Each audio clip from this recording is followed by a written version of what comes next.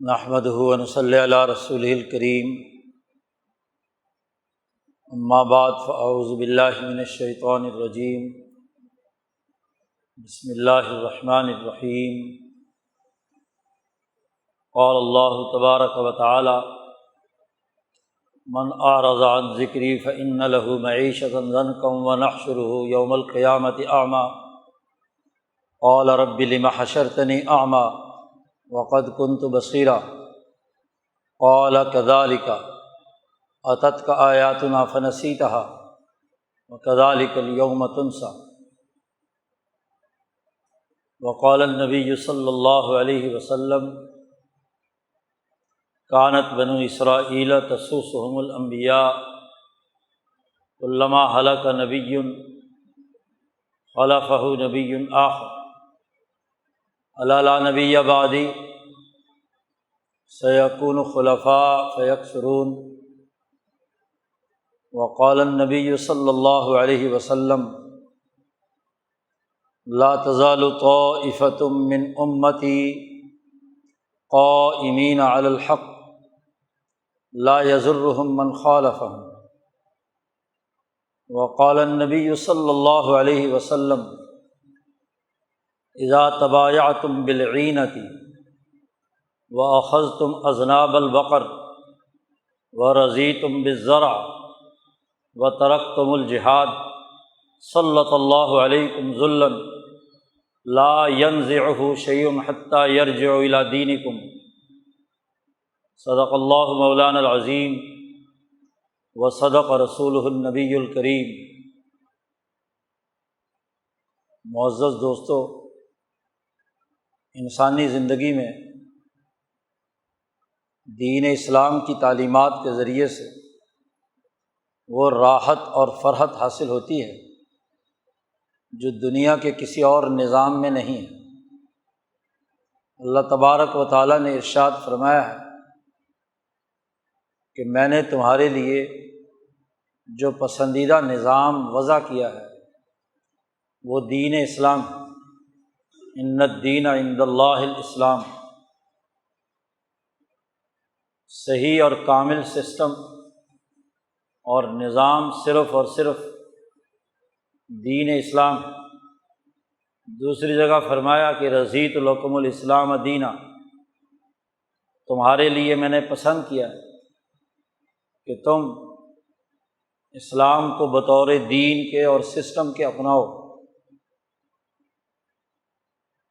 تیسری جگہ ارشاد فرمایا ہے کہ انبیاء علیہم السلام کے بعثت کا مقصد اور ان پر نازل ہونے والی کتابوں کا مقصد یہ ہے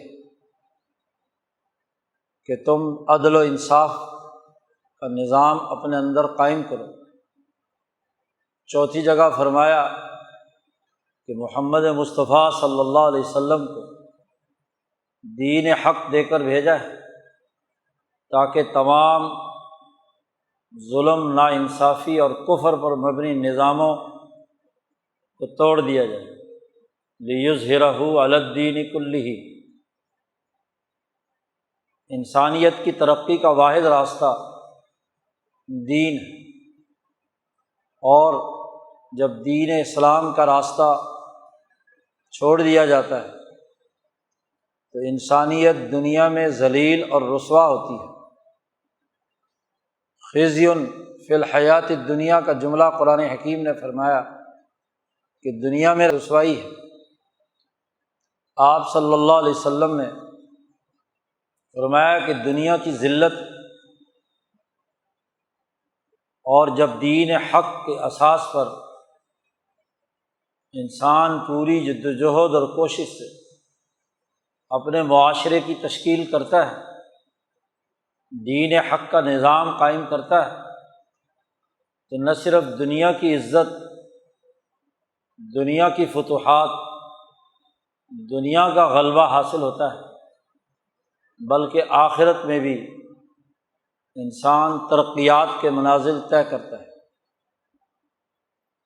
یہ اصولی بات دین اسلام نے واضح کر دی کہ انسانیت کے لیے کامیابی کا بہترین نظام صرف اور صرف دین اسلام، یہی حق ہے، اسے ہی غالب ہونا چاہیے، اسی کی اساس پر انسانی معاشرے دنیا اور آخرت میں کامیاب ہوں گے۔ پورے کتاب مقدس قرآن حکیم میں نبی اکرم صلی اللہ علیہ وسلم کی احادیث مقدسہ میں اسی دین کی وضاحت، اسی کی تشریح، اسی کی تفصیلات بیان کی گئی ہیں، جنہیں قرآن حکیم نے پوری وضاحت کے ساتھ انبیاء علیہم السلام کی جدوجہد کے تناظر میں تاریخی حوالے سے، سماجی، سیاسی اور دینی حوالے سے واضح کیا ہے۔ ان تمام تر تعلیمات کو اللہ پاک نے انسانیت کے لیے نصیحت بھی قرار دیا ہے۔ وَلَقَدْ يَسَّرْنَا الْقُرْآنَ لِلذِّكْرِ فَهَلْ مِن مُدَّكِرٍ، ہم نے قرآن حکیم میں یہ جو تفصیلات دین کے حوالے سے بیان کی ہیں، یہ ذکر ہے، یہ نصیحت بہت ہی آسان ہے، آسان انداز میں ہم نے ساری باتیں سمجھائی ہیں۔ فَهَلْ مِن مُدَّكِرٍ، کیا کوئی ہے جو اس ذکر سے نصیحت حاصل کرے، اس کو یاد رکھے اور اس کے مطابق اپنے معاشروں کو استوار کرے۔ دین کے ان تمام شعبوں میں سب سے اہم ترین جو اس دنیا میں زندگی بسر کرنے کے لیے ناگزیر ہے، وہ معیشت کا شعبہ ہے۔ نبی اکرم صلی اللہ علیہ وسلم نے مسلمانوں کو اللہ سے جو دعائیں مانگنے کا طریقہ سکھایا ہے، ان میں سب سے پہلے اس دنیا میں زندگی بسر کرنے کے آداب، دنیا میں فرحت، راحت اور ترقی اور حسنہ کی دعا مانگنے کا طریقہ سکھایا۔ آپ صلی اللہ علیہ وسلم جب دعائیں شروع کرتے تھے تو امام شاہ ولی اللہ دہلوی نے آپ کی تمام دعاؤں کا خلاصہ یہ بیان کیا ہے کہ سب سے پہلے انسان اللہ سے وہ دعا مانگتا ہے۔ آپ صلی اللہ علیہ وسلم نے وہ دعائیں سکھائی ہیں جو انسان کے بدن، اس کے مال، اس کے گھر اور اس کی سوسائٹی، اس کے معاشرے کے لیے انتہائی نفع بخش ہے، جس میں نفع انسانیت ہے، اس کا بدن ہموار طریقے سے نشو و نما پائے، ایسی دعا سکھائی۔ اس کے مال میں ترقی ہو، یہ دعا سکھائی۔ اس کا گھر خوش اسلوبی سے چلے، دنگا فساد اور لڑائی سے بچا رہے، یہ دعا سکھائی۔ اس کی سوسائٹی میں فتنہ اور فساد پیدا نہ ہو، یہ دعا سکھائی۔ اس کے بعد وہ دعائیں سکھائی ہیں جو انسانی روح کی عصمت اور حفاظت کے لیے ضروری ہے، کہ انسانی روح اعلیٰ اخلاق کی مالک ہو، اللہ کی طرف متوجہ ہو، اللہ کے ساتھ نسبت قائم کرے، اور اس کے نتیجے میں اس کی روح طاقتور ہو، اس کے اندر عصمت پیدا ہو، اس کے اندر تزکیہ ہو، اعلیٰ اخلاق اس کے اندر آئے۔ پھر وہ دعائیں سکھائیں گے کہ جو انسان کی ذات سے باہر کل انسانیت کی فلاح و بہبود کی۔ تو پہلے دنیا میں کامیابی کی دعا، کامیابی سے متعلق امور، اور پھر آخرت میں کامیابی سے متعلق امور کی دعائیں سکھائیں۔ اسی لیے نبی اکرم صلی اللہ علیہ وسلم کی سب سے جامع ترین دعا جو خود قرآن حکیم نے بھی بیان فرمائی ہے، اور آپ صلی اللہ علیہ وسلم نے اس کے شروع میں اللہم لگا دیا، اللہم ربنا آتنا فی الدنیا حسنہ وفی الآخرۃ حسنہ وقنا عذاب النار۔ پہلے دنیا میں حسنہ مانگی گئی اور پھر آخرت میں حسنہ مانگی گئی۔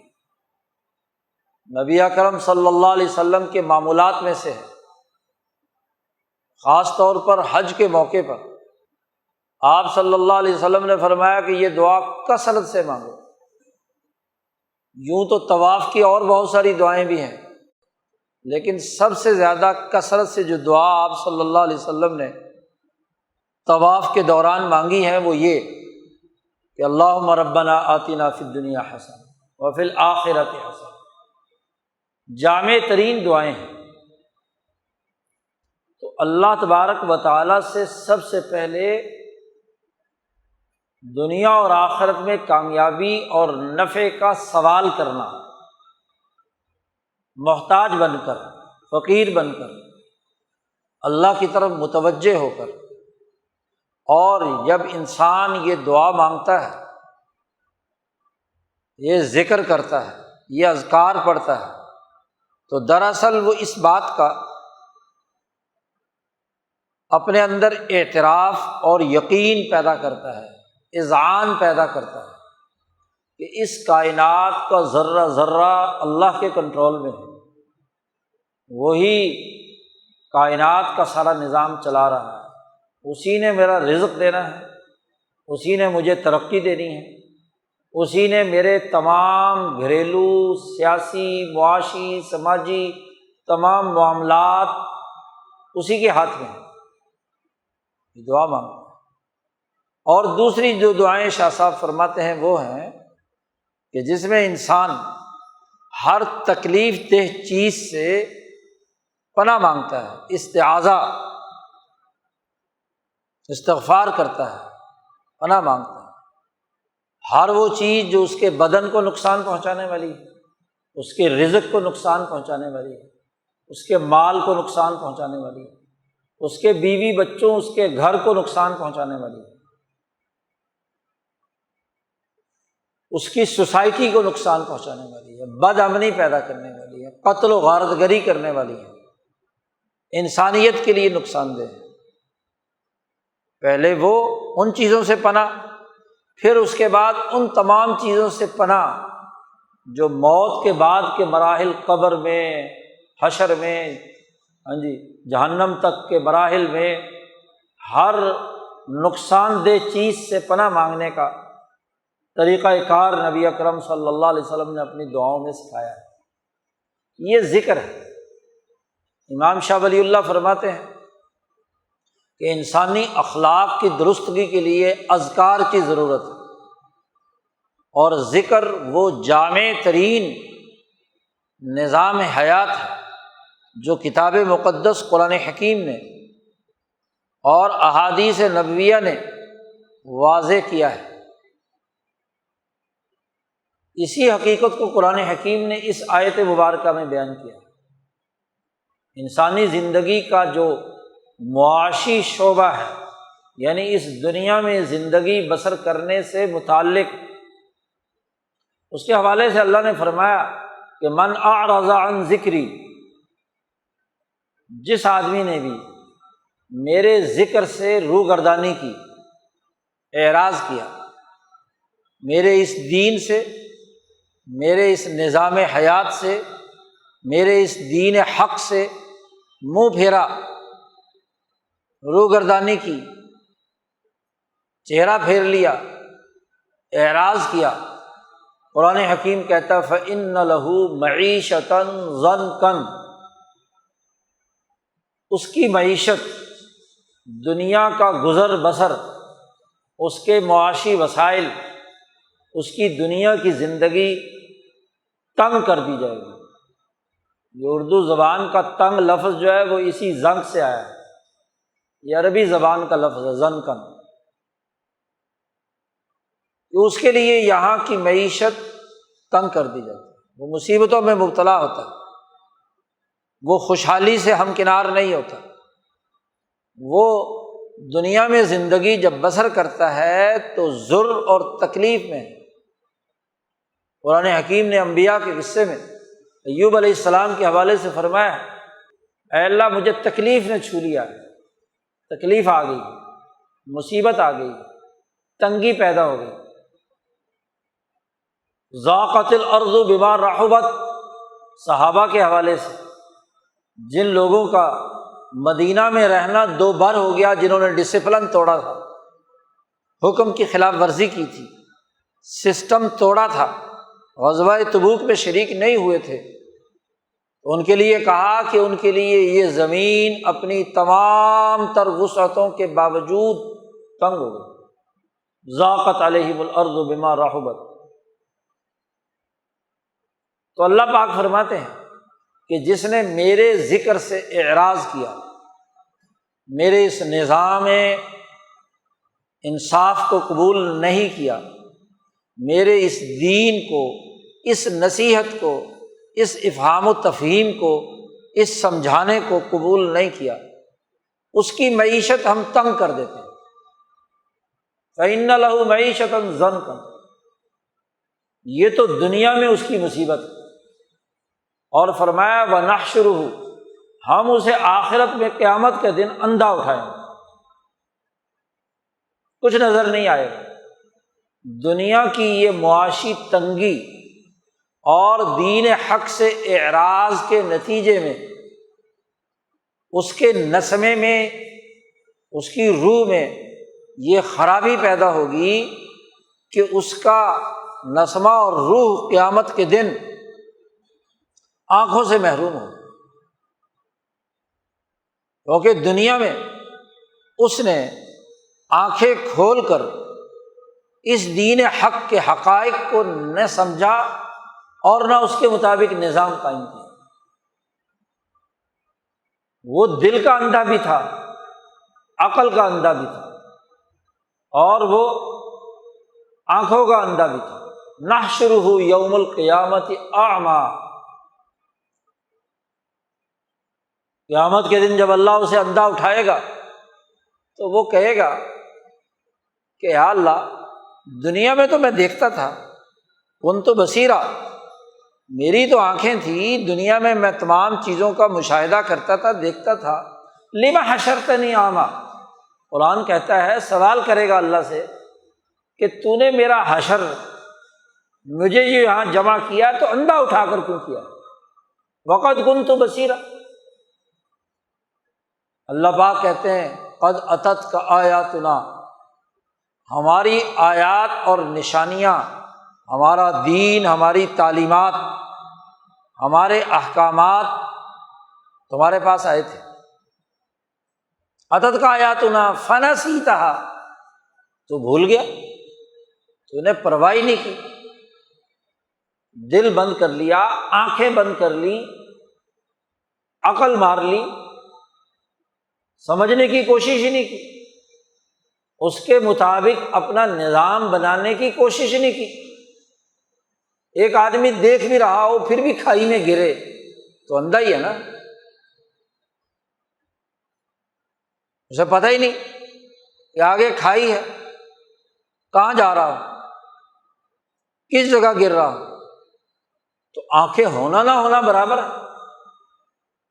آنکھوں کا مقصد تو یہ ہے کہ انسان دیکھ بھال کر، دل کی آنکھیں کھلیں، عقل و شعور، بصیرت پیدا ہو،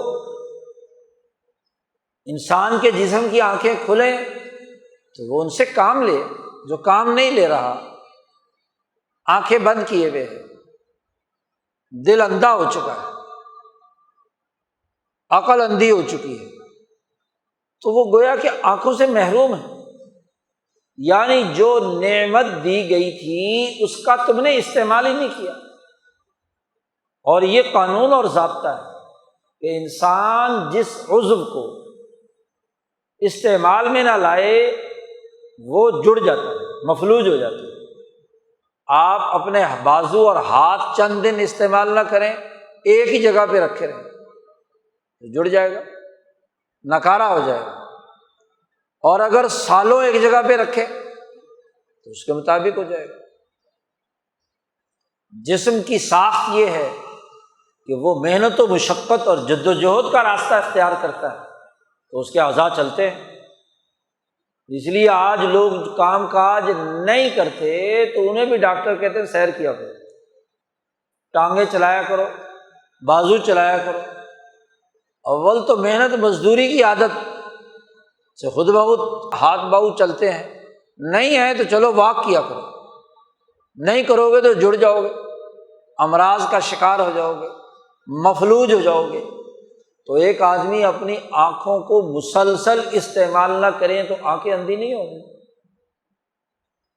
دل کا استعمال نہ کرے تو دل کی آنکھیں اندھی ہو جائیں گی، عقل کو استعمال میں نہ لائے تو عقل اور ذہن مارا جائے گا، مفلوج ہو جائے گا۔ جس آدمی نے دنیا کی زندگی میں عقل و شعور کی باتیں نہیں سمجھی، اپنے آپ کو اندھا بنائے رکھا، تو اللہ کہتے ہیں اب میں نے تجھے بھی کیا ہے اندھا ہی اٹھانا تھا نا۔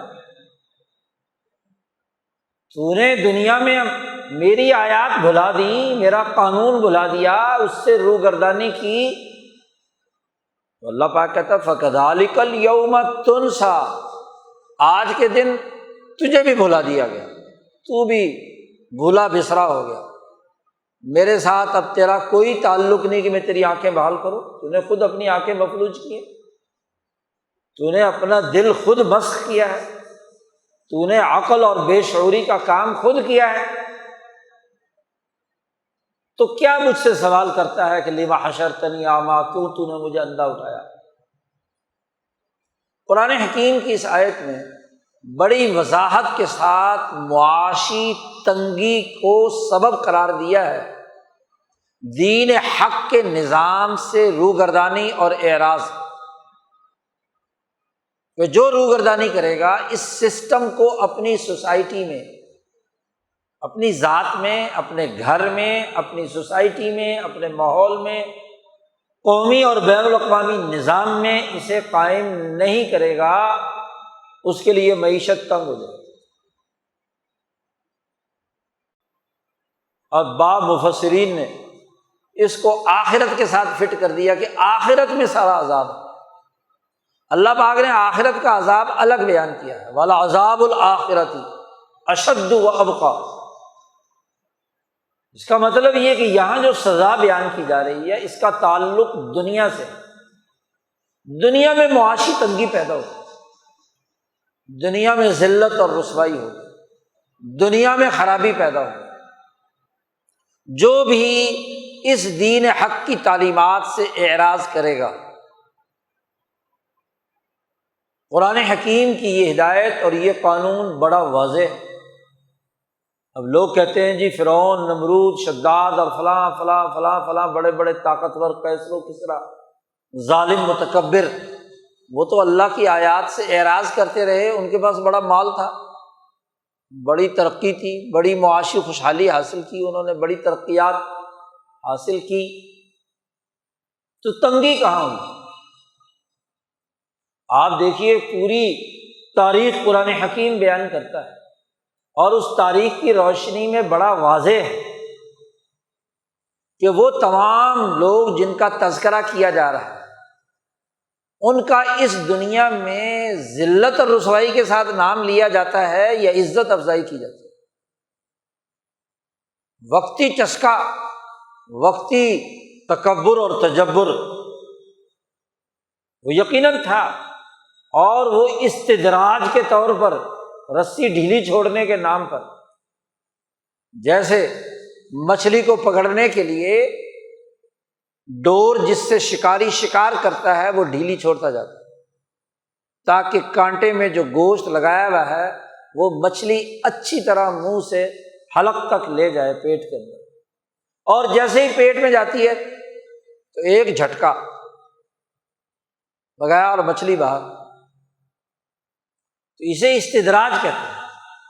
قرآن حکیم نے اس کا تذکرہ دوسری جگہ پر کیا ہے، اذھبتم طیباتکم فی حیاتکم الدنیا واستمتعتم بہا، تمہارے لیے کیا دنیا میں جو تم نے عیاشیاں کر لی کچھ وقت کے لیے، لیکن آخر میں وہی فرعون اسی دنیا میں غرق ہوا پانی میں، وہی نمرود ذلت اور رسوائی کے ساتھ مرا، وہی جالوت قتل ہوا، وہی مسخ شدہ یہودیت ذلت اور رسوائی کی حالت میں زندگی بسر کرنے پر مجبور ہوئی، وہی ابو جہل 2 چھوٹے چھوٹے بچوں کے ہاتھوں قتل ہو کر ذلیل ہوا، تو آج نام بھی نہیں جانتا، نام لیتا ہے تو لعنت بھیجتا ہے، ذلت اور رسوائی کے ساتھ نام لیتا ہے۔ تو دنیا کی زندگی تو بڑی وسیع ہے، ایک وقت کی اچھی عیاشی اور باقی تمام اوقات کی ذلت اور رسوائی، یہ ایک وقت کی روٹی اچھی کھا لینے سے سرمایہ دار کھا لیتا ہے تو یہ عزت ہے، جس غریب کے منہ سے لقمہ چھین کر اس نے کھایا اس کی لعنت اور رسوائی ضرور اس کا احاطہ کر لیتی ہے، آج نہیں تو کل، حالات کے مطابق، زمانے کے مطابق ضرور ذلت اور رسوائی پیدا ہوتی ہے۔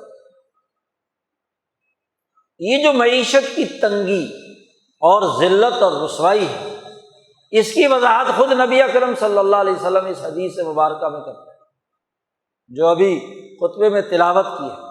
حضرت عبداللہ ابن عمر رضی اللہ تعالی عنہما رسول اللہ صلی اللہ علیہ وسلم سے روایت کرتے ہیں، ابو داود میں یہ حدیث کتاب البیوع میں، کہ نبی اکرم صلی اللہ علیہ وسلم نے مسلمانوں کو مخاطب ہو کر یہ بات کہی کہ تمہیں پورا دین سکھا دیا، تمہیں پورا ذکر سکھا دیا، تمام تعلیمات سکھا دی، یاد رکھو اذا تبایعتم بالعینہ، 4 باتیں حضور صلی اللہ علیہ وسلم نے فرمائی ہیں کہ جب تم بیع عینہ کرنے لگو، گائے بیل جانوروں کی دموں کو پکڑے رکھو، جانور بن جاؤ، جانوروں کے ساتھ جانور، اور صرف کاشتکاری پر راضی ہو جاؤ اور جد و جہد اور جہاد کا راستہ چھوڑ دو۔ 4 باتیں اگر تمہارے اندر پیدا ہو جائیں تو سلط اللہ علیکم ذلًا، اللہ تعالیٰ تم پر ذلت مسلط کر دیتا ہے، اللہ کی طرف سے ذلت تم پر مسلط ہو جائے گی، اور ایسی ذلت مسلط ہوگی کہ لا ینزعہ شیء حتی یرجعوا الی دینکم، اس ذلت میں سے کچھ بھی تمہارے سے دور نہیں کیا جائے گا جب تک تم مکمل اپنے دین، اپنے سسٹم کی طرف لوٹ نہ ہو، اس وقت تک ذلت تم پر مسلط رہے گی۔ 4 باتیں کیا ہیں؟ ان کی وضاحت سمجھنے کی ضرورت ہے۔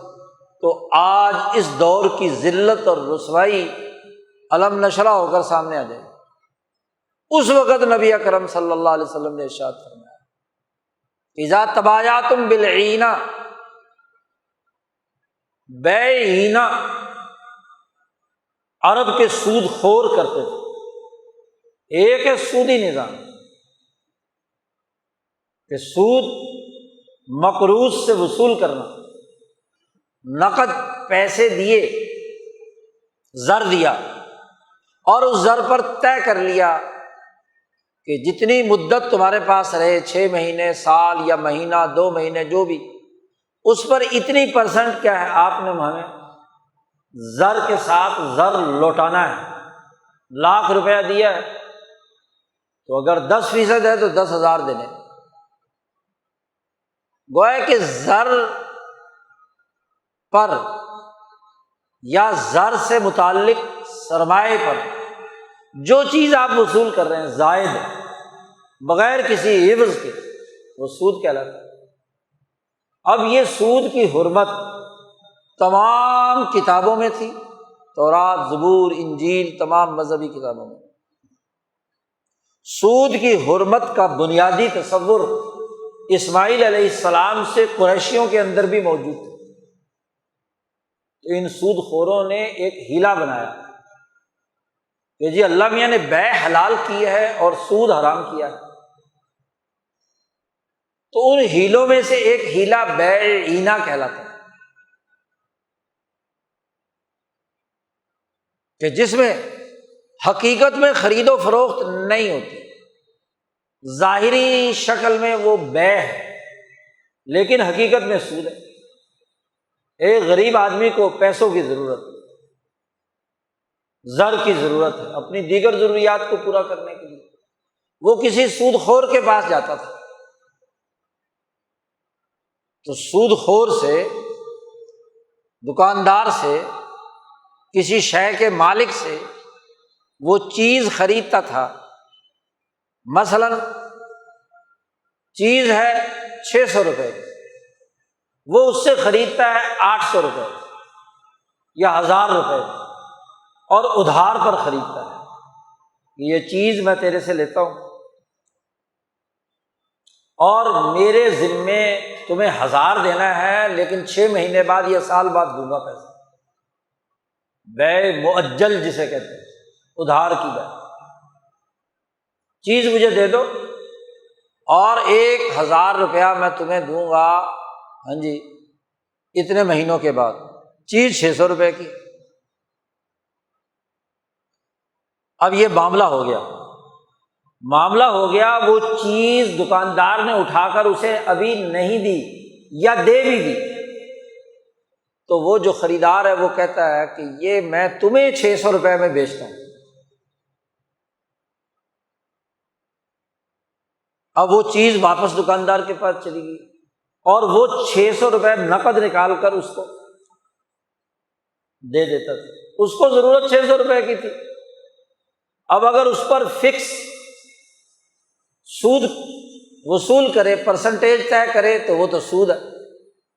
انہوں نے کہا جی اب دیکھو جی، ادھار پر بیچنا بھی جائز اور ادھار پر چیز لی ہوئی کسی دوسرے کو بھی جا کر بیچے گا تو چلو اسی دکاندار کو بیچ دی، تو یہ بیع بھی جائز۔ اب اس پورے عمل میں حقیقت میں تو کوئی لین دین ہوا نہیں، لیکن اس آدمی نے جس نے 600 روپے یا 800 روپے لیے ہیں، اس کے ذمے سال بعد 6 مہینے بعد 1000 روپیہ واجب ہو گیا، سال بعد اس کو وصول کرنا ہے۔ اب یہ جو اوپر وصول کر رہا ہے، اب وہ کہتے تھے بیع کا پرافٹ ہے، یہ جی منافع ہے، ہم نے بیع کی ہے، سودا کیا ہے اور اس سودے کا ہم نے کیا ہے، پرافٹ کمایا ہے، اس کو کہتے ہیں بیع عینہ۔ یہ نبی اکرم صلی اللہ علیہ وسلم کے زمانے میں بھی تھا، تو آپ صلی اللہ علیہ وسلم نے فرمایا کہ جب تم یہ بیع عینہ کرنے لگو، یعنی ایسا ہیلا بظاہر خرید و فروخت کا، بیع کا، لیکن اس کے ذریعے سے اصل مقصد سود لینا ہے، وہ جو دکاندار ہے وہ سود پر پیسے چڑھانا چاہتا ہے اور یہ غریب آدمی ضرورت مند ہے، اس کو 600 روپے چاہیے، چیز بھی نہیں چاہیے، تو مقصد زر سے زر کمانا ہو گیا، اور جب زر کے بدلے میں زیادہ وصول کیا جائے بغیر کسی عوض کے تو سود ہی تو ہے، تو یہ ایک ہیلا کیا گیا، یہ بیع عینہ جمہور فقہا کے نزدیک حرام ہے۔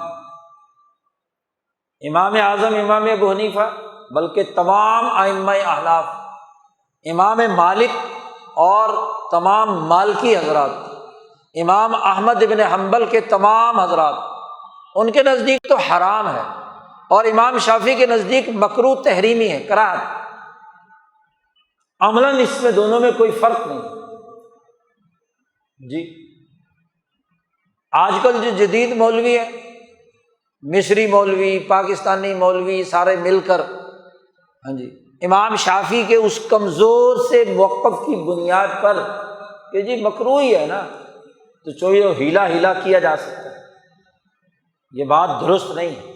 جمہور فقہا اور یہ حدیث بالکل واضح ہے کہ ایسی ہیلا جوئی، ظاہر ہے اس زمانے میں اتنا کہ ہیلا کر سکتے تھے، اور جب سے دنیا پہ سرمایہ داری نظام مسلط ہوا ہے اس وقت سے ہیلوں کے بہت سارے طریقے شروع ہو گئے، ادھار کا اور ریٹ، نقد کا اور ریٹ، چیز قسطوں پہ بیچنے کا ہاں جی ریٹ زیادہ، اور اگر نقد ہو تو اور کم، اور سینکڑوں ہیلے، جیسے آج کل اسلامی بینکاری کے نام پر ڈرامہ کیا جا رہا ہے، بظاہر خرید و فروخت ہے، کار فائنانسنگ ہے، مکان کی ہاں جی گھر کی کیا ہے فائنانسنگ ہے، ہوم فائنانسنگ، یا کوئی اور فیکٹری کی، کارخانے کی، بے بھی ہے اور سود بھی ہے۔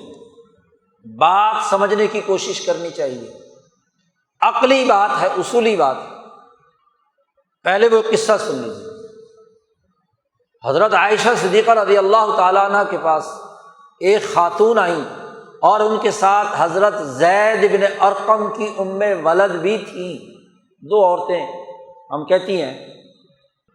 حضرت عائشہ صدیقہ رضی اللہ تعالیٰ عنہ کے پاس، تو انہوں نے ایسے ہی ایک سودے کا ذکر کیا ام ولد نے کہ میں نے غلام 800 میں خریدا ادھار میں، اور ادھار بھی کیا تھا، ہر آدمی کا سالانہ وظیفہ بیت المال سے ملتا تھا، سرکاری بیت المال سے، خاص طور پر جتنے بھی مجاہدین اور ان کے متعلقین لوگ ہیں اس کو عطا کہتے تھے، تو وہ سال کے بعد ایک دفعہ ملتا تھا پورے سال کا۔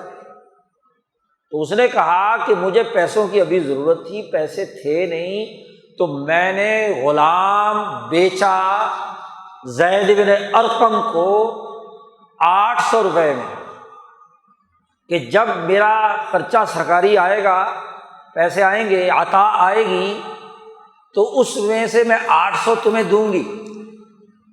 بیچ دیا جی، یا خرید لیا، اور پھر اس کے بعد میں نے 600 میں بیچ دیا۔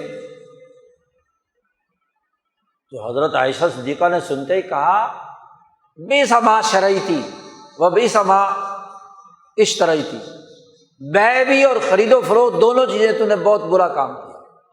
اور زید بن ارقم سے کہہ دینا کہ اس نے رسول اللہ صلی اللہ علیہ وسلم کے ساتھ جتنے جہاد کیے ہیں وہ سب ضائع ہو گئے، اس نے یہ حرکت کی۔ گویا کہ یہ جو 200 روپے کا ڈفرینس ہے، 200 درہم جو فالتی وصول کرے گا جب عطا آئے گی، سرکاری پیسے آئیں گے، تو اس کی وجہ سے اس نے یہ ایسا سودخوری کا کام کیا ہے، یہ بے اینا ہے۔ نبی اکرم صلی اللہ علیہ وسلم نے اس سے منع فرمایا، اس کا سارا جہاد باطل ہو گیا، یہ جائز اور درست نہیں ہے۔ آپ دیکھ لیے کہ رسول اللہ صلی اللہ علیہ وسلم کی یہ بات ابن عمر نقل کر رہے ہیں، اور دوسری حدیث حضرت عائشہ صدیقہ کی وہ واضح کر رہی ہے کہ یہاں زر کے بدلے میں زر ہوا ہے، اور ایک قانونی اور عقلی بات ہے کہ انسانی معاشرے میں اجناس خریدی جاتی ہیں ضرورت پوری کرنے کے لیے۔ آپ کو روٹی چاہیے، کپڑا چاہیے، مکان چاہیے، اور اپنی احتیاجات پوری کرنے کی ضرورت ہے۔ اس لیے قدیم زمانے میں انسان بارٹر سسٹم کے تحت اجناس کا اجناس سے تبادلہ کرتا تھا۔ ایک آدمی گندم کاشت کرتا ہے، دوسرے نے چنے کاشت کیے ہوئے ہیں، تو وہ اپنے چنے کچھ دے کر اس سے کچھ گندم لے لیتا تھا۔ ایک نے بکریاں پالی ہوئی ہیں، ایک نے گندم کاشت کی ہوئی، تو وہ آپس میں تبادلہ کرتے تھے۔ لیکن جیسے جیسے سوسائٹی آگے بڑھی تو بعض چیزیں ایسی ہیں جن کو تقسیم نہیں کیا جا سکتا تھا۔ مثلاً ایک آدمی کے پاس گھوڑا ہے، اسے جوتا بھی چاہیے، کپڑا بھی چاہیے، اور بھی بہت ساری چیزیں چاہیے، تو اب وہ گھوڑے کی ٹانگ کاٹ کاٹ کر تو نہیں لے سکتا کہ جوتے والے کو کہے کہ لے بھی یہ ٹانگ لے لے، جوتا دے دے۔ تو وہ اس مسئلے کو حل کرنے کے لیے درمیان میں زر لایا گیا، کرنسی، کہ وہ گھوڑا بیچا جائے، اس کی جو مجموعی قیمت آئے اس کے ذریعے سے وہ کیا ہے، اس پیسوں سے جوتا بھی خریدے، کپڑا بھی خریدے، کھانے پینے کی چیزیں بھی خریدے۔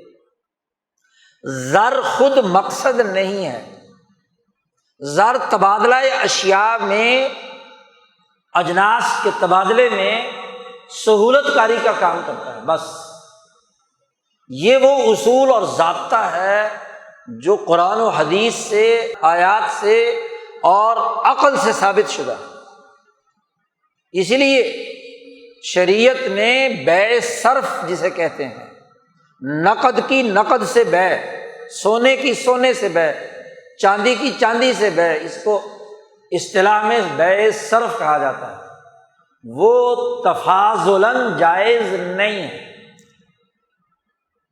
100 سونے کے سکے دیے ہیں تو 100 ہی آپ لے سکتے ہیں، اس پر کوئی کمی بیشی۔ چاندی کے سکے دیے ہیں اتنے ہی لیں گے، اور یدم بھی یدن لیں گے، نقد و نقد، ادھار بھی نہیں۔ بیع صرف کیونکہ وہ حقیقت میں بیع نہیں ہے۔ زر کی زر سے کوئی بیع، کرنسی کی کرنسی سے کوئی بیع نہیں ہوتی، فضول کام ہے۔ کیوں کرنسی کی کرنسی سے بیع ہو رہی؟ اصل تو اجناس، جنس کا جنس سے تبادلہ معاشی احتیاجات کو پورا کرنے کے لیے ضروری ہے، جبکہ زر سے تبادلہ، کرنسی کا کرنسی سے تبادلہ، اس کی کیا حیثیت؟ یہ ہیلا ہے، یہ فراڈ ہے، یہ دھوکہ ہے، یہ لوٹ مار ہے۔ زر کا زر سے تبادلہ کر۔ اب آپ دیکھو کہ یہاں یہ جو بیع عینہ ہے، عینہ کو عینہ بھی اس لیے کہتے ہیں کہ یہ عین سے ہے۔ عین کہتے ہیں نقد زر کو، تو دونوں طرف سے عین مقصود ہے۔ اس کو 200 روپے فالتو لے کر سود لینا ہے، اس لیے وہ 600 روپے دے رہا ہے، اور اس کو بھی کیا ہے، وہ نقد چاہیے تاکہ اس کے ذریعے سے اپنی ضروریات پوری کرے مقروض بیچارہ، جو اپنے ذمے 800 روپے لے رہا ہے 6 مہینے سال بعد۔ تو گویا کہ نقد کا نقد سے تبادلہ ہو رہا ہے، تو یہ بیع نہیں ہے، سود ہے اصل میں۔ یہی عقلی طور پر خرابی کی بات ہے۔ تبادلہ اجناس جائز ہے، جنس کا جنس سے بھی، اور جنس اور جنس کے درمیان زر بھی آ جائے تو وہ بھی ٹھیک ہے۔ لیکن اگر زر مقصد بنا لیا جائے، مقصد زر ہو، درمیان میں کیا ہے، بیع کی شکل ہے۔ اب آپ کہیں گے کہ تاجر جو ہے اس کا مقصد تو زر حاصل کرنا ہوتا ہے، کیونکہ چیز خرید کر لایا اور پیسے دے کر، اور پھر یہ بیچتا ہے تو پھر زر اکٹھا کرتا ہے،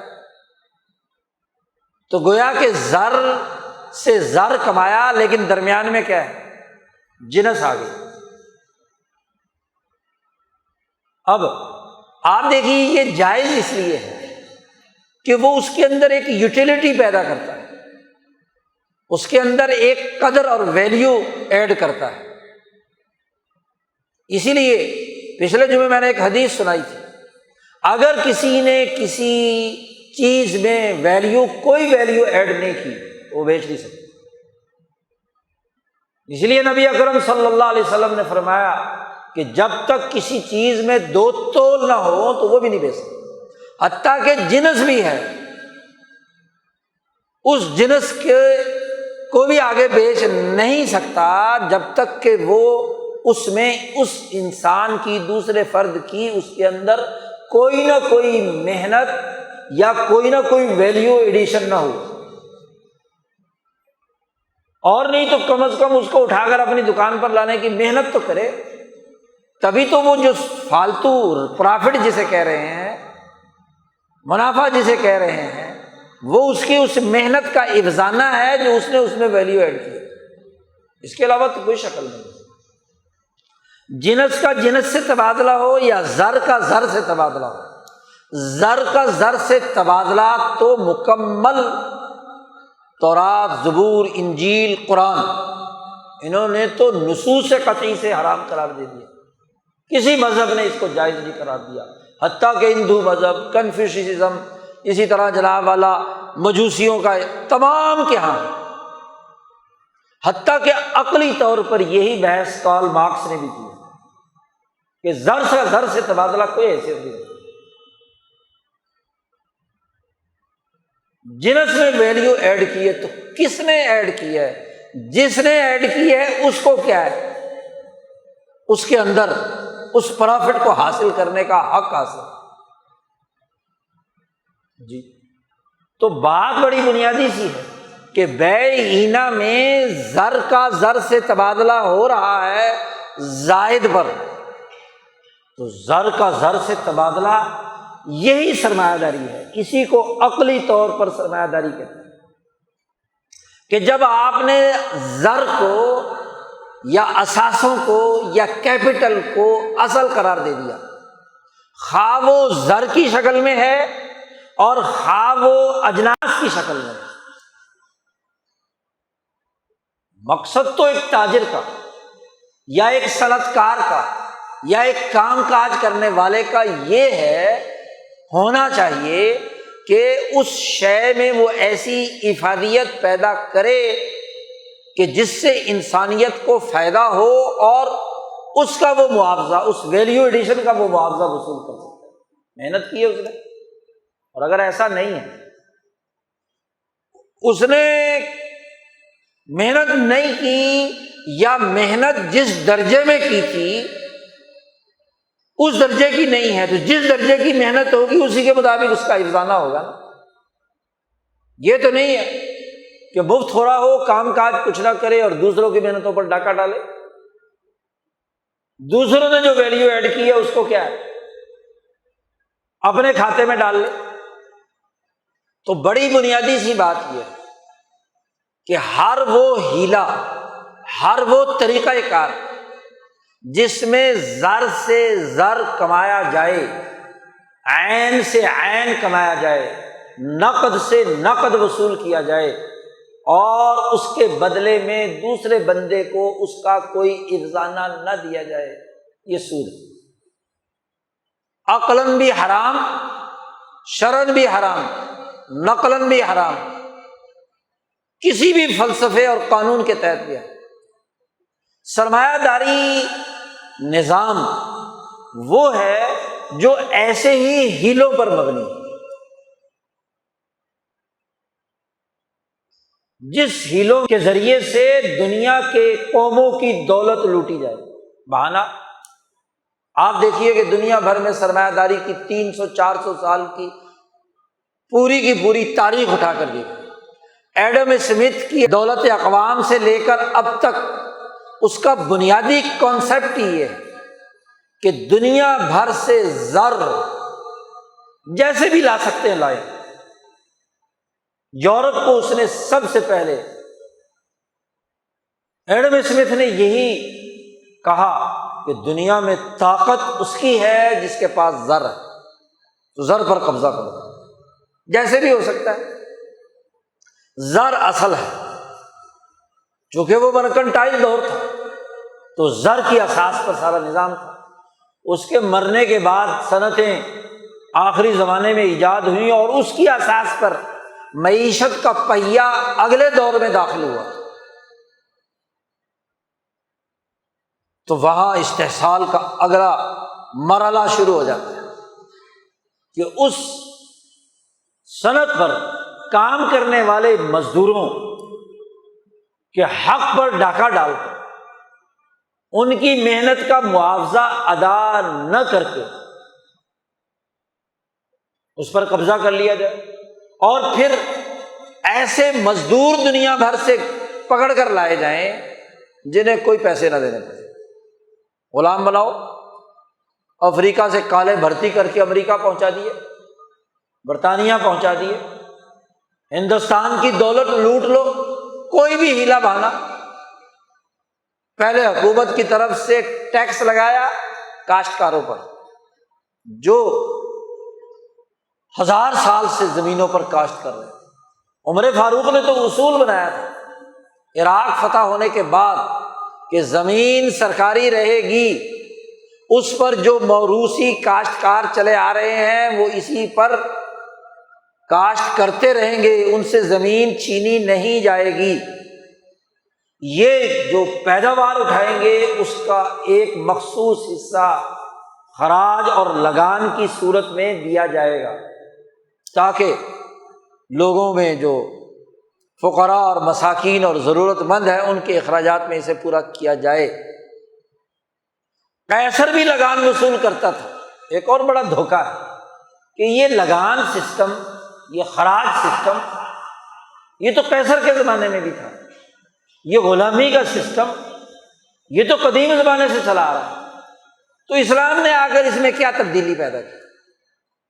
یہ تبدیلی پیدا کی، دستیاب حالات کے مطابق یہ تبدیلی پیدا کی کہ اس غلام کے وہ تمام حقوق متعین کر دیے کہ جیسا خود کھانا ہے ویسے ہی اسے کھانا کھلانا، جیسا خود پہننا ویسے اسے پہنانا ہے، اسے تعلیم دینی ہے، اس کو تربیت دینی ہے، اس کو مہارت سکھانی ہے، اس کو پاؤں پر کھڑا کرنا ہے، اور جب وہ یہ تمام مہارتیں حاصل کر لے تو پھر اسے ترغیب دی گئی کہ اسے آزاد کرو۔ وہ اپنے پاؤں پہ خود کھڑا ہو، کیوں تم اپنا ذمہ اس کا بوجھ لیتے؟ جی پورا ایک طریقہ کار وضع کیا۔ اسی طرح خراج، کل آمدنی کا 60-70% قیصر اور کسریٰ اس کاشتکار سے وصول کر لیتا ہے، جبکہ عمر فاروق نے جو خراج ان کے اوپر نافذ کیا وہ زیادہ سے زیادہ 20% تھا، یعنی 80% کاشتکار کا اور 20%، کیونکہ ویلیو تو اس نے ایڈ کی ہے نا۔ اب اس کی جان، مال، عزت، آبرو کا تحفظ کا فراہم کرے گی گورنمنٹ اس 20% کے بدلے میں۔ اسے فوجی خدمات بھی سر انجام نہیں دینی، جنگ لڑنا بھی اس پر ضروری نہیں ہے، ورنہ تو قیصر اور کسریٰ تو جنگ کے لیے بیگار لیتے تھے، بلکہ جنگ میں ان لوگوں کو سب سے آگے مرنے کے لیے چھوڑتے تھے، جیسا کہ سامراج نے جنگ عظیم اول اور دوم میں ہندوستانیوں کو اور حبشیوں کو جنگوں میں سب سے اگلے محاذ پر بھیجا۔ یہاں سے جتنی بھرتی ہوئی عراق میں ترکوں کے خلاف اگلے محاذوں پر لڑنے کے لیے وہ تھے، اور جو تربیت یافتہ فوج تھی انگریزوں کی وہ سب سے پیچھے۔ آج بھی عراق کے اندر امریکہ نے حملہ کیا تو بھاڑے کے ٹٹو کرائے کے آگے داخل کر دیے، باقاعدہ فوج اسی طرح محفوظ رکھی، جبکہ اس ذمی سے جو ٹیکس لیا جاتا ہے اس پر فوجی خدمات سر انجام دینا لازمی نہیں، سیکورٹی کی خدمات سر انجام دینا لازمی نہیں، اس کی جان، مال، عزت، آبرو کا ذمہ اٹھایا گیا، اسی کو ذمی کہتے ہیں، ذمہ داری لی گئی۔ تو اتنا معمولی سا ٹیکس لے کر، کیونکہ نظم و نسق پہ جو چلانا ہے، سیکورٹی کے انتظامات کرنے ہیں، فوجی خدمات کے لیے بندے ان کی تنخواہیں دینی ہے، تو وہ کہاں سے ہوگا؟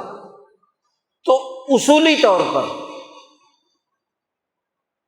جس میں جو آدمی جو ویلیو ایڈ کر رہا ہے وہی کیا ہے، پرافٹ کمائے گا، اسی کا حق، اس کی محنت کا خزانہ ہے۔ اس کو چھوڑ کر جو مفت خورا پیدا ہو گیا، رسول اللہ صلی اللہ علیہ وسلم نے فرمایا لا تکونوا کلًا علی الناس، لوگوں انسانوں پر بوجھ مت بنو، کام اور کرے، محنت کرے اور لوٹ لے جاؤ تم، جی اس کی اجازت نہیں۔ تو بیع ہینا ہر اس ہیلے کو کہتے ہیں جس کے ذریعے سے زر کھینچا جائے، سود خوری کو فروغ دیا جائے، کوئی بھی ہیلا۔ آج جب سے 200-250 سال سے سرمایہ داری نظام مسلط ہے تو سرمایہ داری نظام ہیلوں پر مبنی ہے، بظاہر بیع کی شکل ہے، بظاہر معاہدہ ہے، سیاسی معاہدے کے تحت ایسٹ انڈیا کمپنی یہاں آئی تھی، معاہدہ تھا، معاہدے کے تحت بنگال کی دیوانی لی تھی، معاہدے کے تحت پنجاب پر قبضہ کیا تھا، معاہدے کے تحت دلی پر قبضہ ہوا تھا۔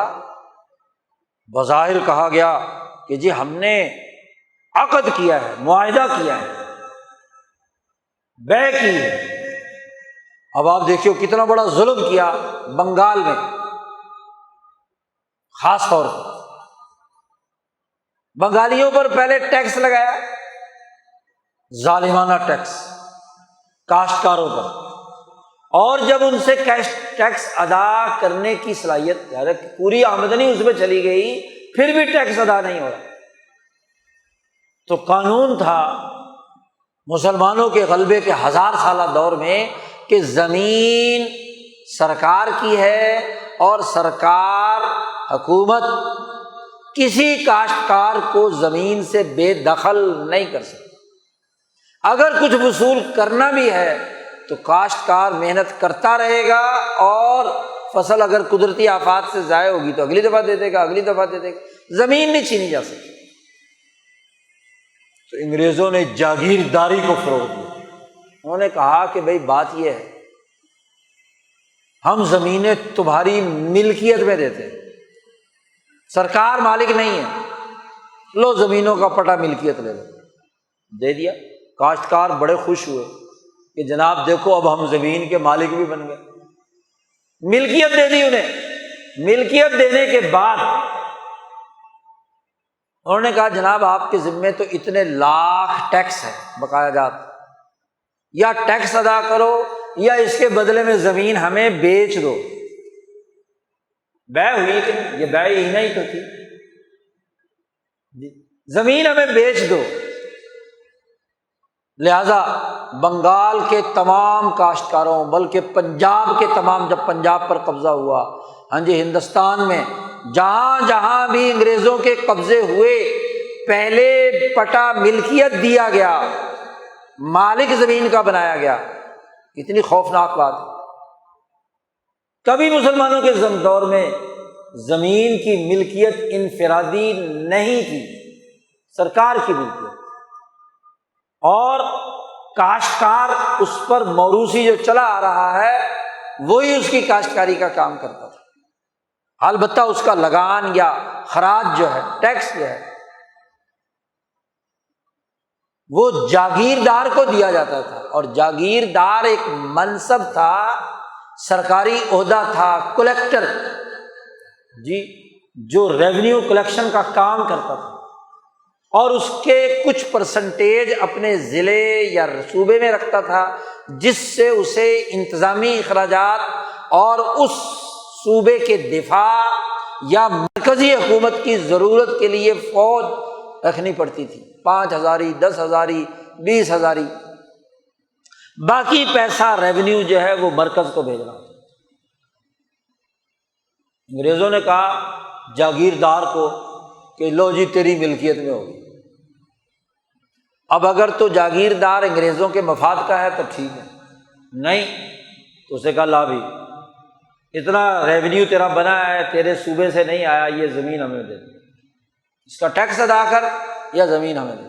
اب ملکیت ہوگی، بظاہر بیع ہوئی ہے، بیع اینا ہے نا، سودا لے لیا۔ اچھا، اس طرح پورے ہندوستان کی زمینیں انگریزوں نے واپس لے کر، اب جو غدار بنے گا جاگیردار، یا جاگیردار اگر غیرت مند ہے اور وہ نہیں بننا چاہتا ان کا غدار، تو جو بھی غدار بنے، چاہے کوئی نتھو خیرا ہو، اور پھر جو جو غداری کرے گا اس کو کیا ہے، دوبارہ اس کو اونے پونے دانوں میں دے کر وہاں کا ریونیو اکٹھا کرنا شروع کر، وہاں سے ٹیکس اکٹھا کرنا شروع، آمدن اکٹھی کرنا شروع۔ تو یہ بیع اینا کا پورا فراڈ عملاً یہاں ایسٹ انڈیا کمپنی نے، انگریزوں نے، امریکہ میں، افریقہ میں، جہاں جہاں یہ سرمایہ دار کمپنیاں گئیں، بظاہر بیع ہے، اور بیع اینا ہی کی وہ شکلیں ہیں کہ آج ملٹی نیشنل کمپنیاں دنیا بھر کے ریسورسز پر قابض ہیں، بظاہر خرید و فروخت جی۔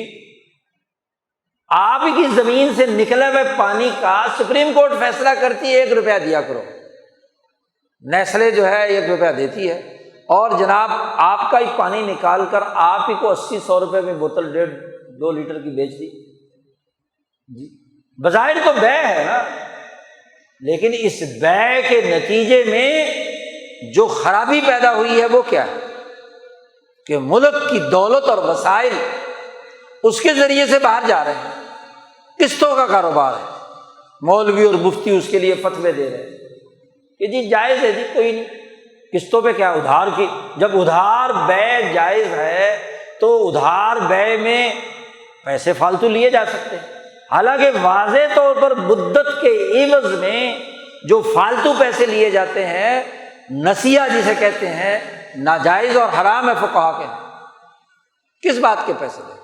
اگر کوئی آدمی کہتا ہے نقد میں اتنی اور ادھار میں اتنی تو ناجائز ہے، کس بات کا افزانہ وصول کر رہا ہے؟ سود میں بھی کیا ہوتا ہے، وقت کے عوض میں تو وہ 200 روپے فالتو لے رہا ہے، 10% زیادہ لے رہا ہے، اگر وقت کے عوض میں ذاتی جائز ہو تو پھر سود میں بھی جائز ہونی چاہیے۔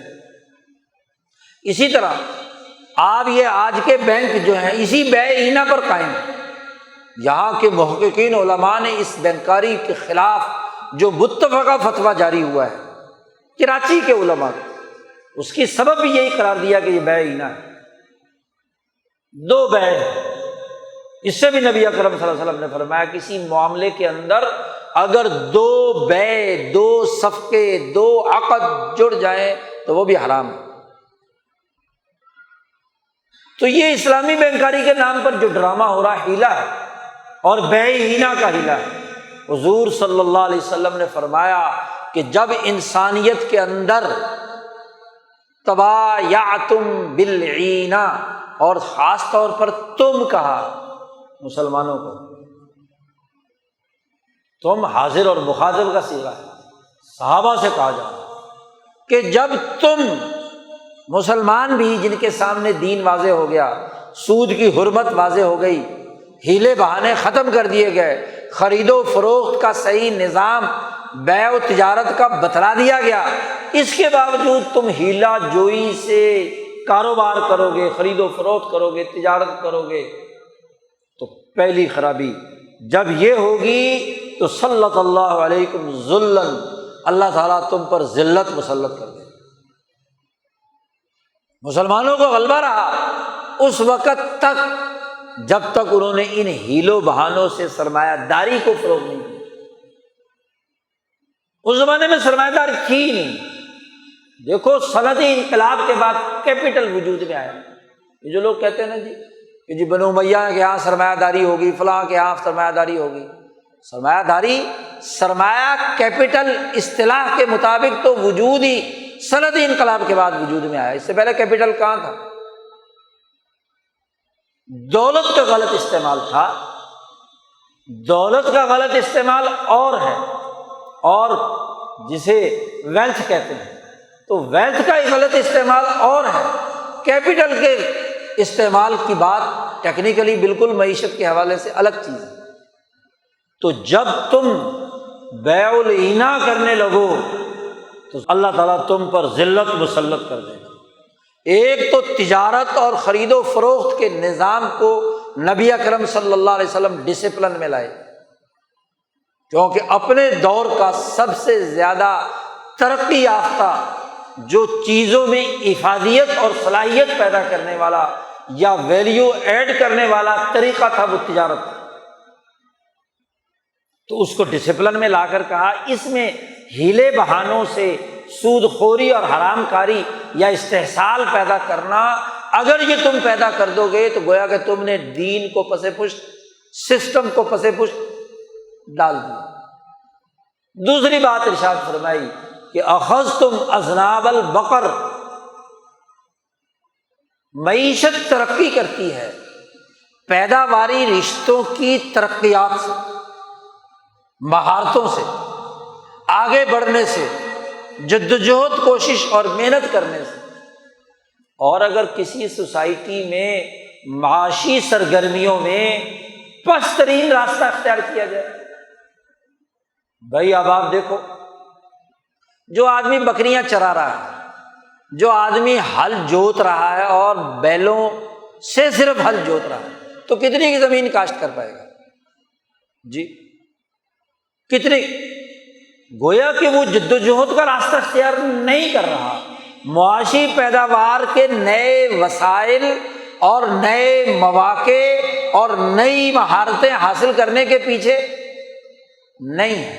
تو اگر پیداواری کام پستی کے ہوں یا ابتدائی درجے کے ہوں، بکریاں چرانا، اونٹ چرانا، ہاں جی، بیلوں سے کاشتکاری کرنا، یہ تو بڑا پرانا طریقہ ہے، آدم کے زمانے کا طریقہ ہے، نوح علیہ السلام کے زمانے کا طریقہ ہے۔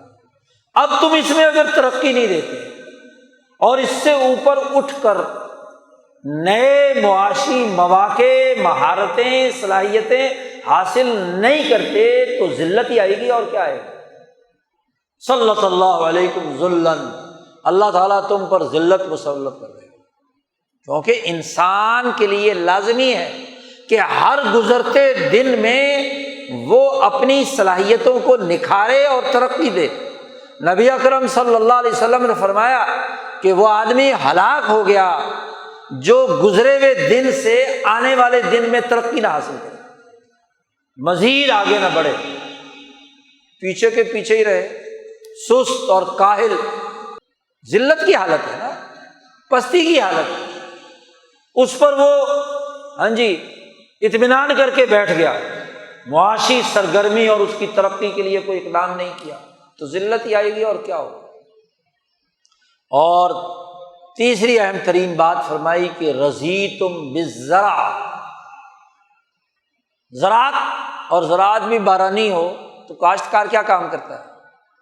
بارش ہو گئی بس چھٹا دے دیا، ہو گئی ہوگی، نہیں ہوئی، ہو گئی تو بس ٹانگ پہ ٹانگ رکھ کر بیٹھا ہوا کھا رہا ہے جی۔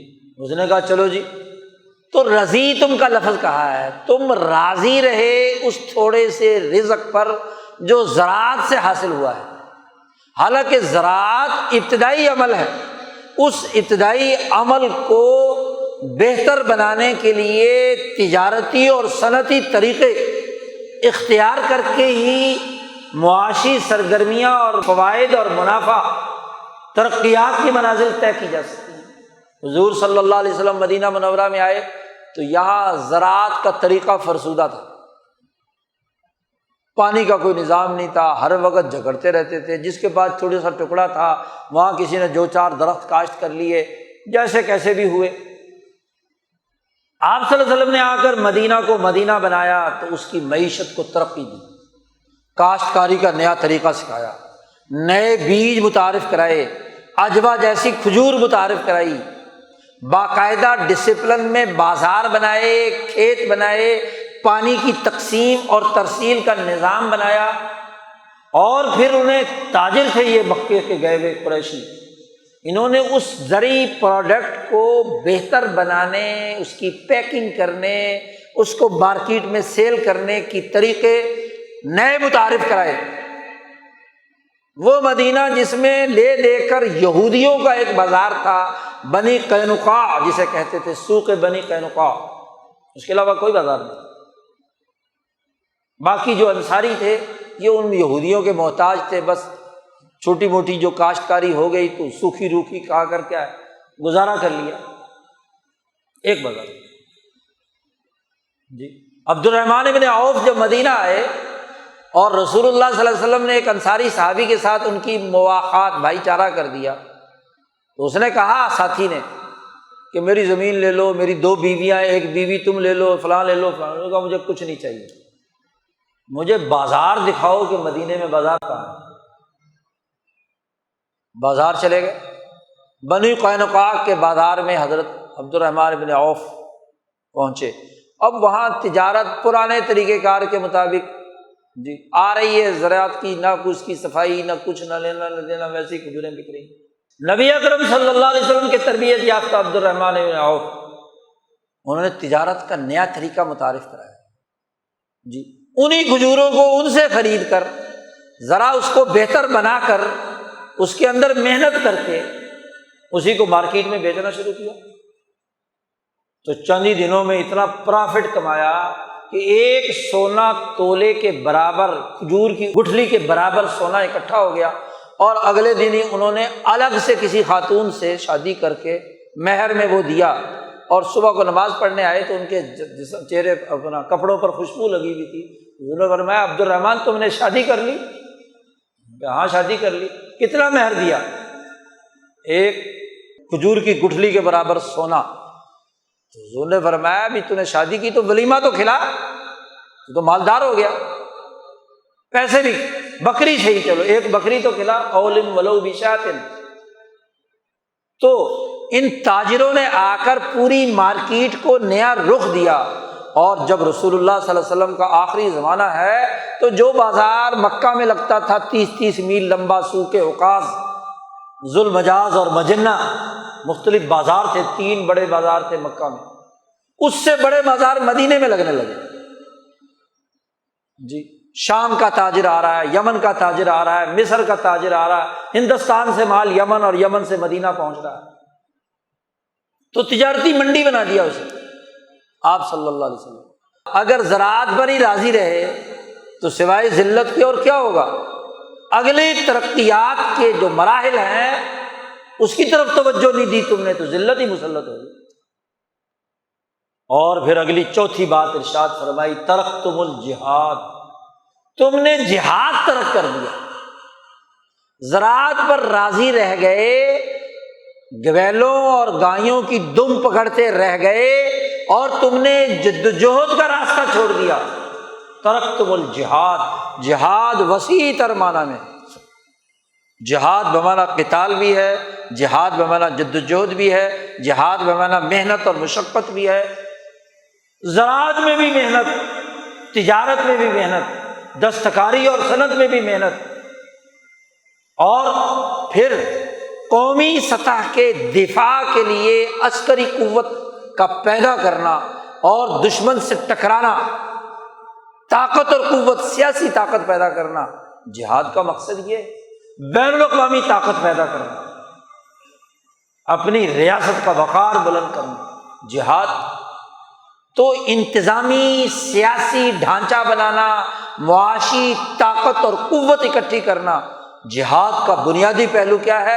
اعدوا لهم ما استطعتم من قوة،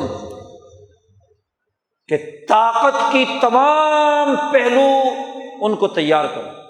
سیاسی طاقت، معاشی طاقت، سماجی طاقت، معاشرے کے وقار کی طاقت، جس سے الاسلام یعلو ولا یعلی علیہ، اسلام غالب آئے نہ کہ مغلوب ہو. یہ جہاد. جہاد کا صرف ایک ہی مطلب نہیں بس پکڑو اور مارو اور قتل کر دو.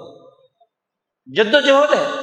زراعت میں ہی چاہیے فرسودہ طریقے کی زراعت پر راضی ہو جاؤ نہیں، زراعت کو نئے دور، نئے وسائل، نئے پیداواری رشتوں کے تناظر میں ترقی دو، تجارت کو ترقی دو، صنعت کو ترقی دو. جی گائے بیلیں بھینسیں ہی پالنی ہیں، اس کی فارمنگ ہے تو دماغ لڑاؤ، جد و جہد کرو، اس کو بہتر کرو. صرف دمیں پکڑ پکڑ کر کیا ہے ترقی کرو گے تم؟ جد و جہد کا راستہ اختیار کیا. قرآن نے کہا لقد خلقنا الانسان فی کبد، ہم نے انسان کو محنت اور مشقت میں پیدا کیا. اور محنت و مشقت جد و جہد سے ہوتی ہے. جس میں جد و جہد کی صلاحیت نہیں، آگے بڑھنے کی صلاحیت نہیں، تو سلط اللہ علیکم ذلًا، اللہ تعالیٰ تم پر ذلت مسلط کر دے گا. یہ ہے معیشتاً ضنکاً. میرے ذکر سے اعراض کیا تو یہ چاروں کام اعراض کے ہیں کہ اپنے وسائل کو درست استعمال نہ کرنا، اپنی جدوجہد کا راستہ اختیار نہ کرنا، ہیلا سازی سے پیسے کمانا، سود خوری سے پیسے کمانا، دولت اکٹھی کرنا اور جدوجہد کا راستہ چھوڑ دینا، یہ ذلت مسلط ہے. اور حضور صلی اللہ علیہ وسلم نے فرمایا کہ یہ ذلت اس وقت تک ختم نہیں ہوگی، لا ينزعہ شیء، ایک معمولی سی شے بھی اس سے دور نہیں ہوگی، حتیٰ ترجعوا الی دینکم، جب تک تم اپنے سسٹم کی طرف، اپنے دین کی طرف، خدا پرستی اور انسان دوستی کی طرف، دین اسلام کی جامعیت کی طرف نہیں آؤ، اختلافات اور ارتفاقات قائم نہیں کرو، ان چاروں پہلوؤں میں جدوجہد کا راستہ اختیار نہیں کرو. اپنی سکلز اور مہارتیں نہیں بڑھاؤ گے، اس وقت تک تم ذلت سے ایک معمولی سا بھی دور نہیں ہو سکتے، شیئن، معمولی سا بھی۔ اب ذرا اس حدیث کی روشنی میں اپنا جائزہ لو، اس آیت کی روشنی میں جائزہ لو، 300 سال سے دنیا انسانیت بالخصوص مسلمان ذلت اور رسوائی اور تنگی میں کیوں ہے؟ اس کا سبب کیا ہے؟ کہ وہ ہیلوں بہانوں سے پیسے کمانے کے چکر میں، گزشتہ سے پیوستہ جمعے میں شاہ صاحب کی باتیں نقل کی تھی، پچھلے جمعے میں بھی نقل کی تھی کہ بیت المال پر، قومی خزانے پر ہیلے بہانوں سے پیسے بٹورنے والے حکمران طبقات پیدا ہو جائے تو فساد پیدا ہو۔ ایسا ہی ہوا، پورے ہندوستان پر انگریز کی آمد سے پہلے ایسے حکمران طبقے پیدا ہو گئے جو ہیلوں بہانوں سے کیا ہے، قومی خزانے پر لوٹ مار کر رہے ہیں، نااہل، نہیں کام کر رہے کسی انسانی سوسائٹی کے فائدے کے لیے۔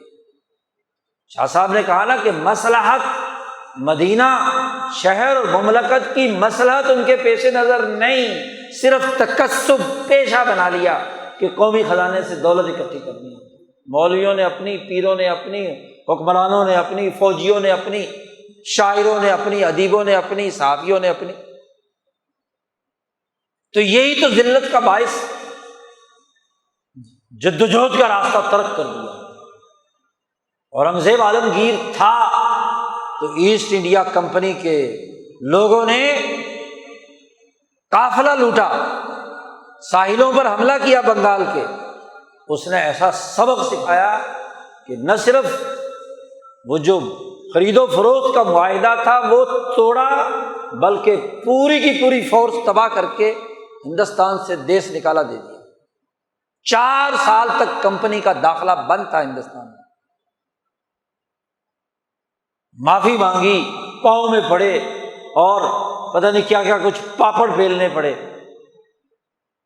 تو پھر شرائط کے ساتھ دوبارہ کمپنی کو یہاں آنے کی طاقت نہیں ہے، جہاد نہیں ہے، جدوجہد نہیں ہے، مفت خورے پیدا ہو گئے، تو اب تو قبضہ ہونا ہی تھا نا۔ شاہ ولی اللہ صاحب فرماتے بنگال کا جو اس وقت گورنر بنایا ہے علی کلی خان کا پوتا، وہ نالائق ہے، نااہل ہے، مفت خورا ہے، جدوجہد کا راستہ کچھ نہیں۔ وہ بنگال جس سے سب سے زیادہ ریونیو آتا ہے دلی کو، وہ بنگال اب جانے والا ہے۔ احمد شاہ ابدالی کے نام خط میں شاہ صاحب لکھتے ہیں، ذلت مسلط ہونے والی۔ تو بات تو یہی ہے۔ اور پھر جیسے وہ یاجوج ماجوج کی طرح پورے بر عظیم پاک و ہند پر غالب آئے اور ہر جگہ پر یہ بیع اینا کے نام پر ڈرامے کھیلے گئے، اور نہ صرف خود کیے بلکہ یہاں مسلمان، یہاں کے خطے کے بسنے والی اقوام، ان میں جاگیردار، راجے، مہاراجے، نواب ایسے پیدا کر دیے کہ جو اس بیع اینا کے نام پر لوٹ کھسوٹ کر کے انگریز کا پیٹ بھرے، یہاں سے لوٹے اور لندن منتقل کرے۔ تو یہی تو ذلت اور رسوائی ہے۔ پرانا فرسودہ طریقہ کار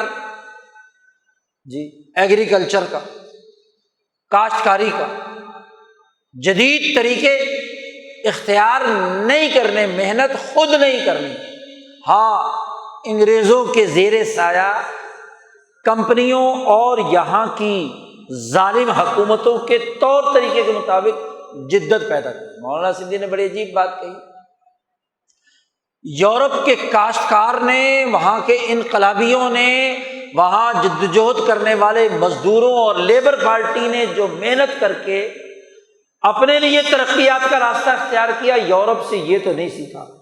کیا سیکھا ہمارے شہزادوں نے؟ سوٹ کیسا پہننا ہے، برانڈڈ۔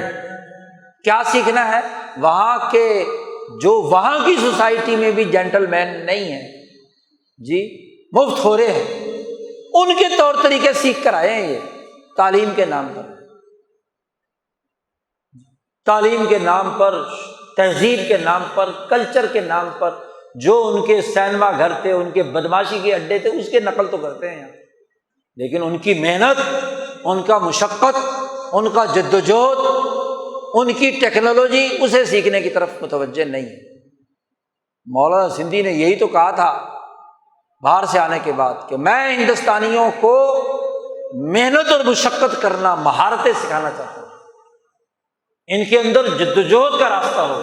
میں یہ چاہتا ہوں کہ ہندوستان کا مزدور ایسا ہو جیسے برطانیہ کا مزدور تھا،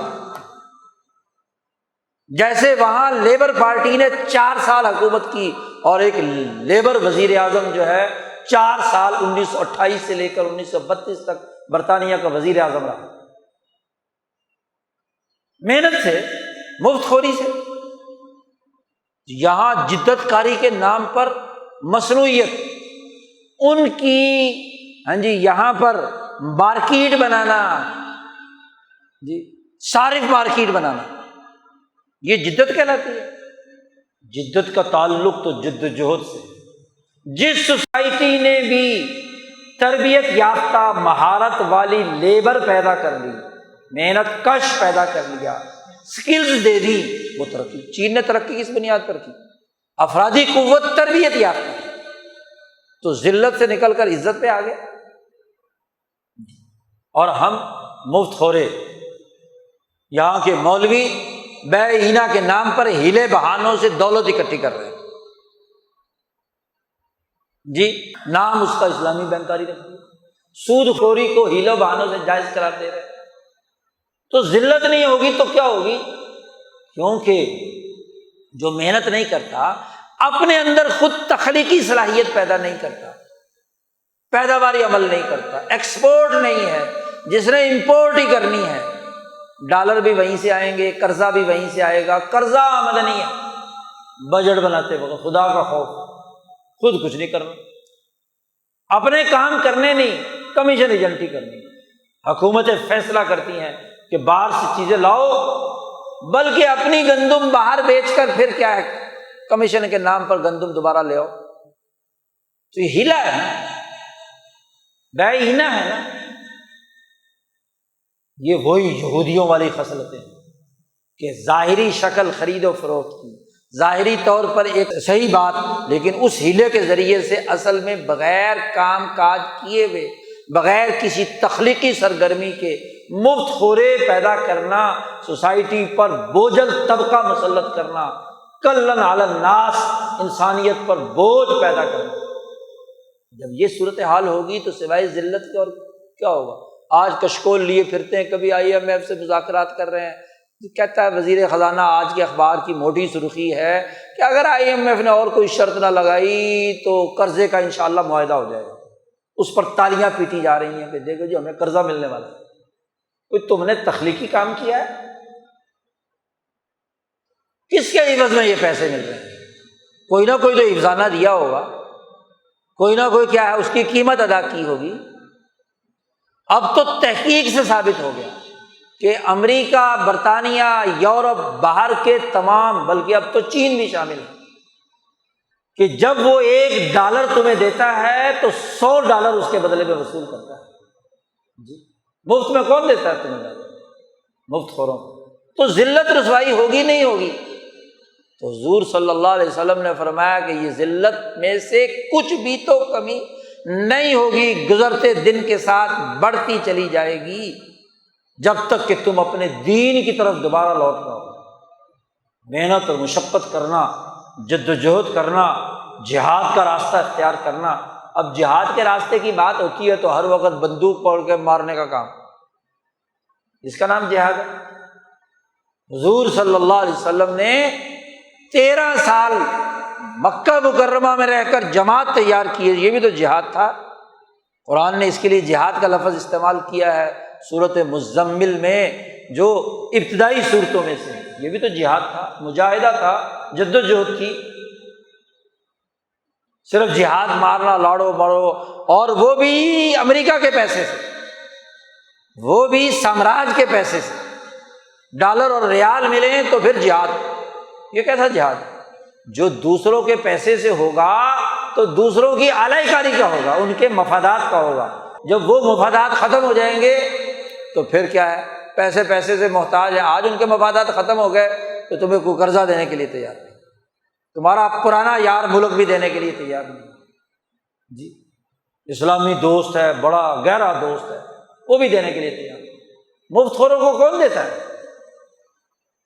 تو معیشت کی تنگی، من اعرض عن ذکری فإن له معیشتا ضنکا، اس کی معیشت تنگ کر دیا۔